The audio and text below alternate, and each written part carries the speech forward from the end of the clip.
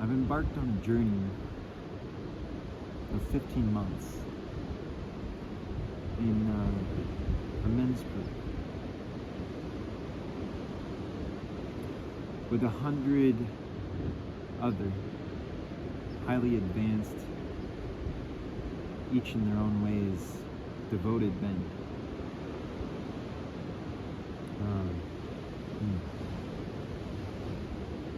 The primary pillar of this container in microcosmic human form is Eisen, on Instagram.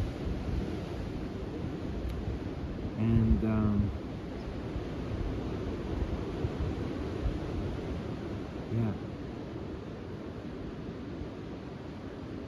the frequency pillar which he holds on there has magnetized a really strong and powerful group of men.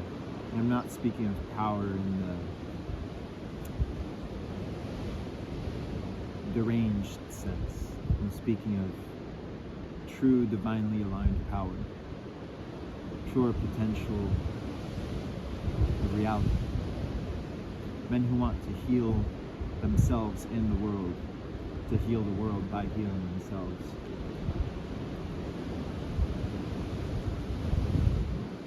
And I guess here I'm feeling called to have something of a microcosmic journal entry for my own microcosm of my own self, as well as the microcosm of our ship's container.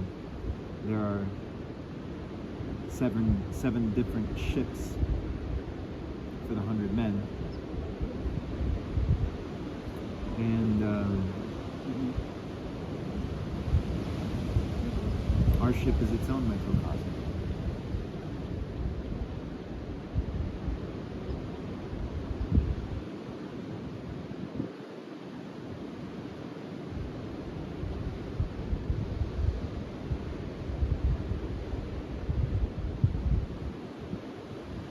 And given that any microcosmic work is also macrocosmic work, I want to voice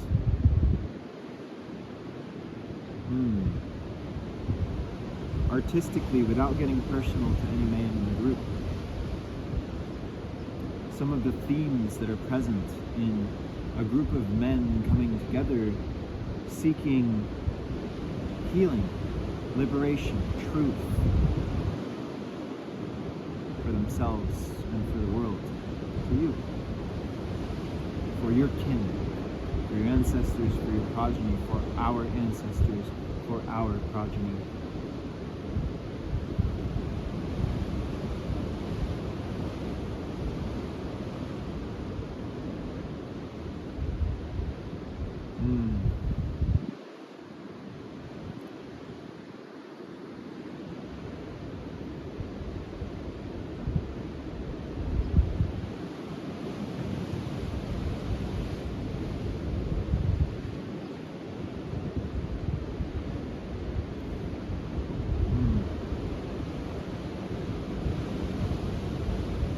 The overall theme, if I was to put it in some kind of aphoristic form, hearing the stories of 14 different men.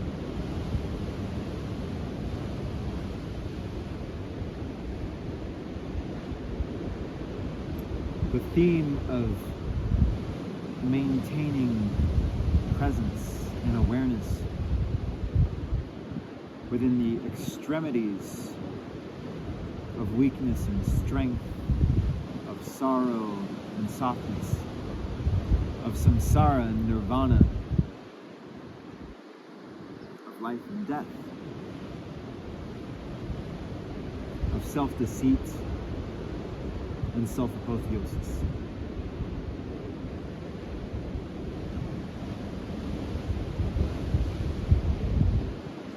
Each human being, his or her own story, situation, life situation,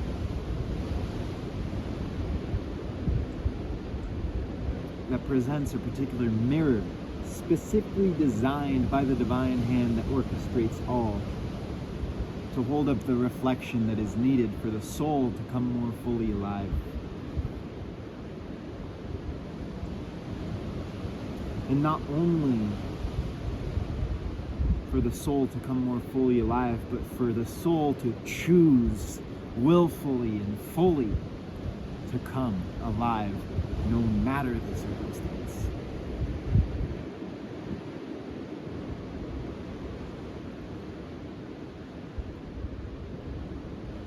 To stand within the mirror of one's own shadows, one's own depths, one's own patterns of unintegrated pain, and to affirm, I am here. I am the loving awareness microcosmically embodied of the Creator Himself, here and now, having chosen to feel this. I'm choosing this. Why am I choosing this? I'm choosing this. What am I choosing?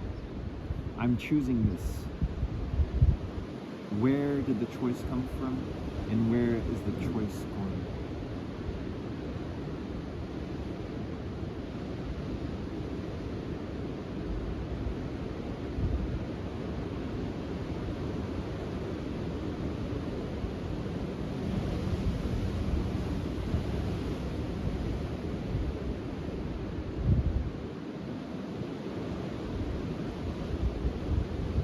Old patterns continue to present themselves. And there was a little word slip here where I accidentally almost said prison in trying to say present. And it's almost like the prisons of those patterns, the self-imprisoning behaviors of those patterns, which sometimes we think that we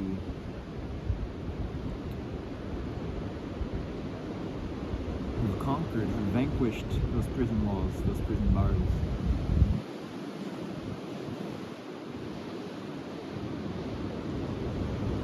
The infants that we put separated from the mother and father, sleeping together in the same bed, that we put in a cradle from infancy with little bars on them. Our inner children, the inner children of humanity, confined. And that pattern perpetually presenting itself. Sometimes when we think we've vanquished it, sometimes when we know it's there and we're aware of it.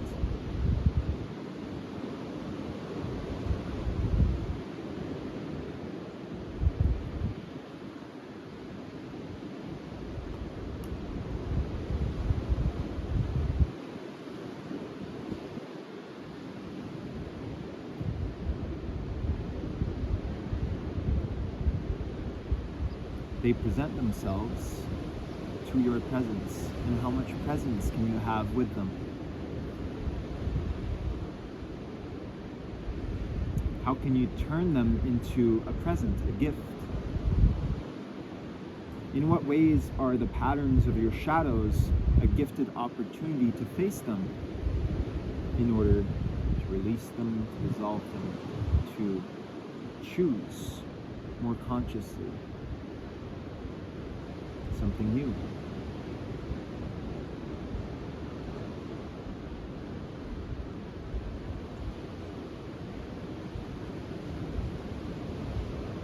If something new is what you need, perhaps what is needed is to find first the divine message that is contained in what feels like a horror, in what feels like such deep shadow that is so void of light. Darkness, pure darkness, the fertile void.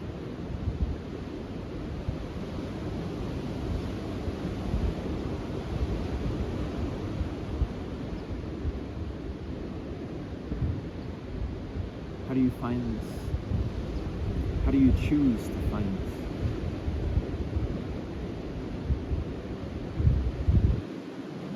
And where does your mind come to play, and where does your heart come to play?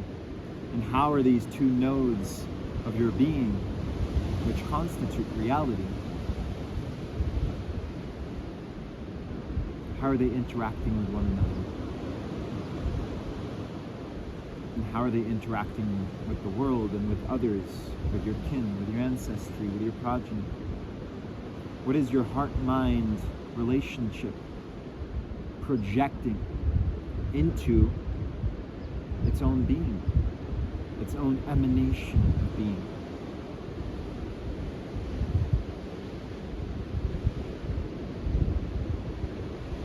And what depths are you willing to face in order to ensure that that heart-mind coherence is harmonious rather than dissonant?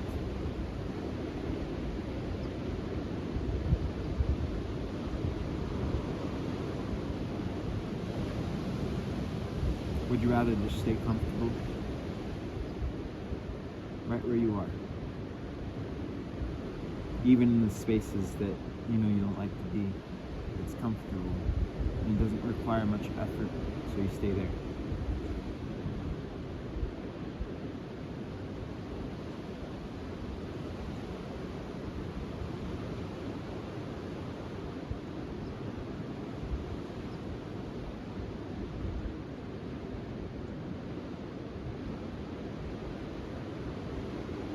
Regardless, you have to choose. And even if you don't want to choose, that's a choice.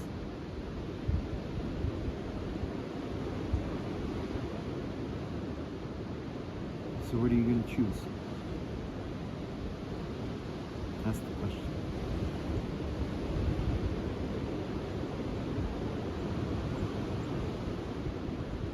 And with that choice,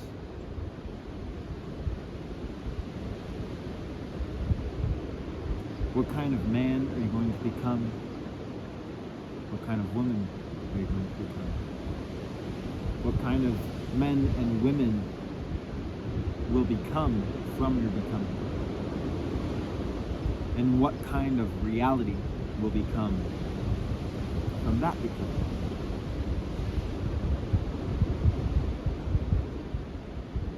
What reality will you choose to become?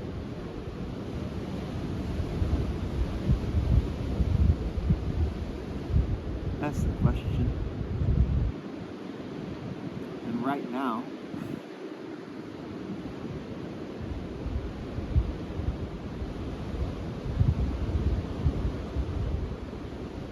I am choosing to become a being sitting upon the crystalline mountain cliffs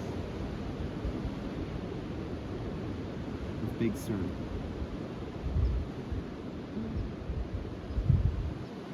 And I choose to become the mountains and the ocean and the sun and the air and the breath.